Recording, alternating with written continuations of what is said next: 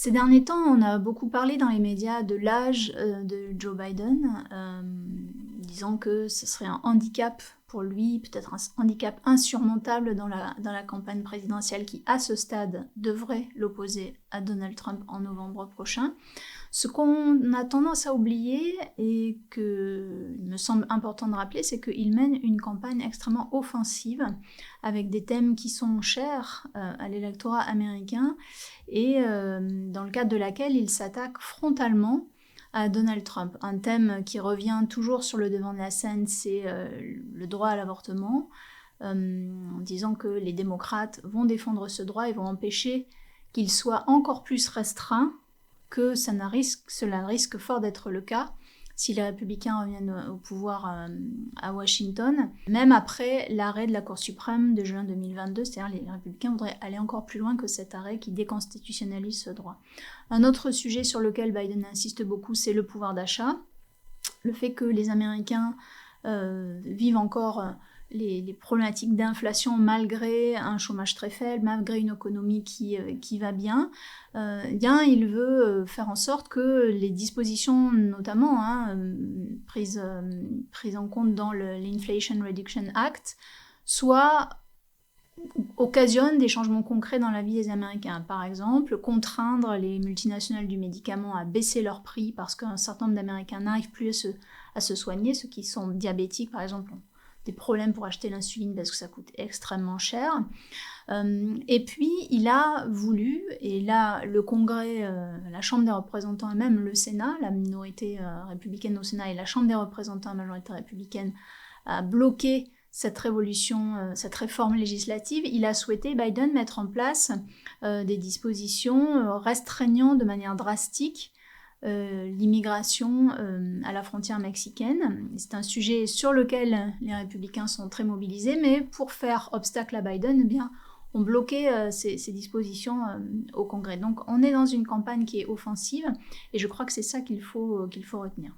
Autre thématique importante, les procès et les condamnations de Donald Trump qui commence à se concrétiser. Là, il vient d'être condamné à une amende de plus de 350 millions de dollars pour la gestion de ses entreprises dans l'État de New York. Donc, c'est une condamnation au civil pour avoir fraudé le fisc, pour avoir menti sur la réalité de ses actifs et notamment de ses actifs immobiliers. Et puis, le 25 mars va avoir lieu le procès au pénal dans l'affaire Stormy Daniels. Alors Stormy Daniels, c'est cette actrice X qui avait été payée par la campagne de Donald Trump en 2016 pour qu'elle ne dévoile pas la relation intime qu'elle avait eue avec lui. Et problème, cet argent qui a servi à payer Stormy Daniels provenait sans doute du budget de la campagne. Donc évidemment, ce sont des choses qui sont interdites. On va avoir ce procès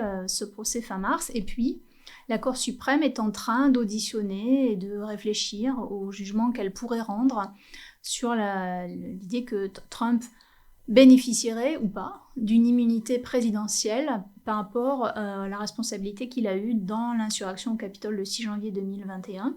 Et puis, il y a aussi la décision de la Cour suprême qui est attendue sur ce qu'a décidé le Colorado d'enlever les bulletins de vote, entre guillemets, parce que c'est un vote qui se fait pas par bulletin, mais bon, on comprend, dans la primaire républicaine dans laquelle ne pourrait pas participer Donald Trump.